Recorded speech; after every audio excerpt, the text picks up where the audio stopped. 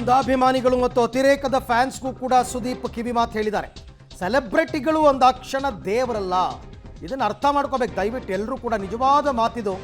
ಸೆಲೆಬ್ರಿಟಿಗಳು ಅಂದ ಮಾತ್ರಕ್ಕೆ ದೇವರಲ್ಲ. ದಯವಿಟ್ಟು ಆ ರೀತಿ ಟ್ರೀಟ್ ಕೂಡ ಮಾಡಬೇಡಿ.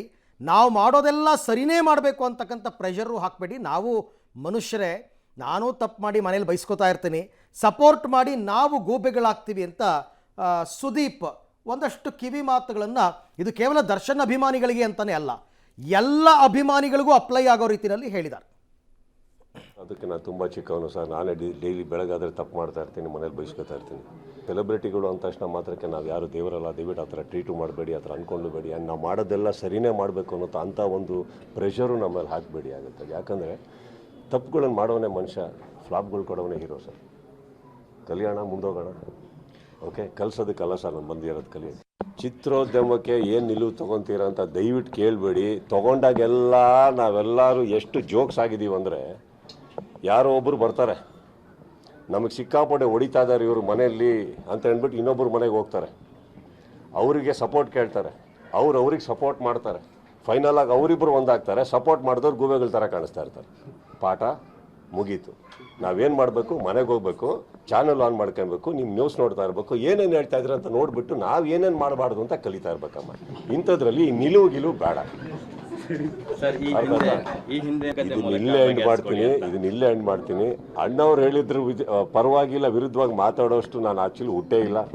ಜಗ್ಗೇಶ್ ಅವರು ನಮ್ಮ ಸಹೋದರರು, ಅವ್ರಿಗೆ ನಮ್ಕಿನ್ನ ಚೆನ್ನಾಗಿ ತಿಳುವಳಿಕೆ ಇದೆ. ಆ್ಯಂಡ್ ಇನ್ನೊಂದು, ಬ್ಯಾಡ್ದಿ ಜಾಗದಲ್ಲಿ ಕೈ ಹಾಕಿದ್ರೆ ಏನು ಮಾತಾಡಬೇಕು, ಹೆಂಗೆ ಎಸ್ಕೇಪ್ ಆಗಬೇಕು ಅಂತ ಅವ್ರಿಗೆ ನನಗಿನ್ನ ಚೆನ್ನಾಗಿ ಗೊತ್ತಿದೆ ಅಮ್ಮ. ಸೊ ಇದರಲ್ಲಿ ನಾನು ಬಹಳ ಮುಗ್ಧ. ಈಗ ಬಿಟ್ಟರೆ ಮನೆಗೆ ಹೋಗ್ತೀನಿ ಅಮ್ಮ. ಫಸ್ಟ್ ಆಫ್ ಆಲ್ ಮ್ಯಾಕ್ಸ್ ಮುಗಿಸಿ ಹೊರಗೆ ಬಿಟ್ಟರೆ ನನ್ನನ್ನು ನಂಬ್ಕೊಂಡಿರೋ ಸ್ವಲ್ಪ ಬಿಡ್ತಾರೆ. ಈಗ ನೆಕ್ಸ್ಟ್ ಯಾಕಪ್ಪ, ಮನೆಗೆ ಹೋಗೋಣ, ನ್ಯೂಸ್ ಚಾನಲ್ ಆನ್ ಮಾಡೋಣ.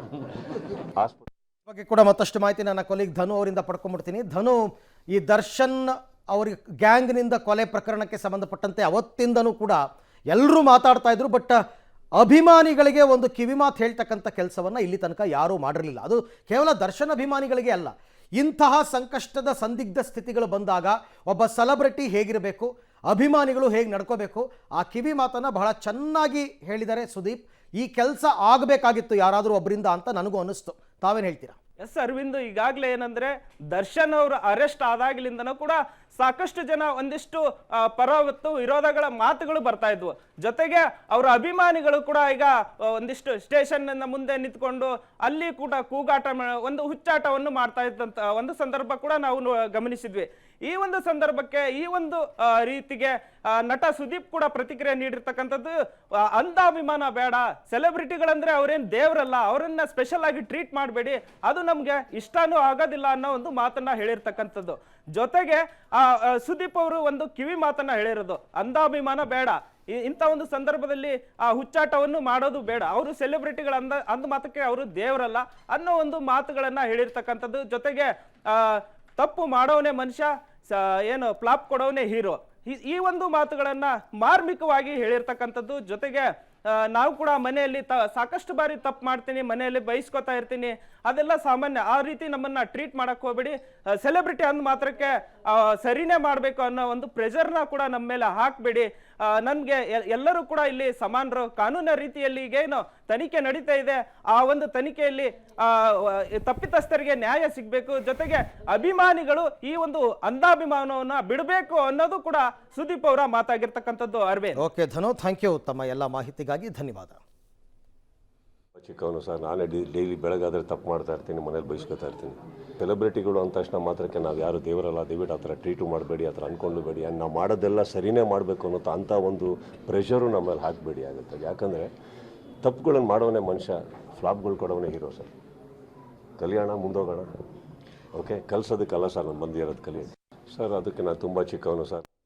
ಈ ದರ್ಶನ್ ಅಭಿಮಾನಿಗಳ ವಿಚಾರದಲ್ಲಿ ತುಂಬ ಸೆನ್ಸಿಟಿವ್ ಆಗಿರಬೇಕು. ಯಾಕೆಂತಂದರೆ ಒಂದು ರೀತಿ ನಾವು ಕೆಲವೆಲ್ಲ ನೋಡಿದ್ದೀವಿ ಅವ್ರು ಮಾತಾಡಿರೋದು, ನಮ್ಮ ಬಾಸು ಏನು ಮಾಡಲಿ, ಸರಿ ಮಾಡಲಿ ತಪ್ಪು ಮಾಡಲಿ, ನಾವು ಅವ್ರ ಪರ ನಿಲ್ತೀವಿ ಅಂತ ಹೇಳ್ತಾರೆ. ಅವ್ರ ಪರ ನಿಲ್ತೀವಿ ಅಂದರೆ ಏನು ಅರ್ಥ?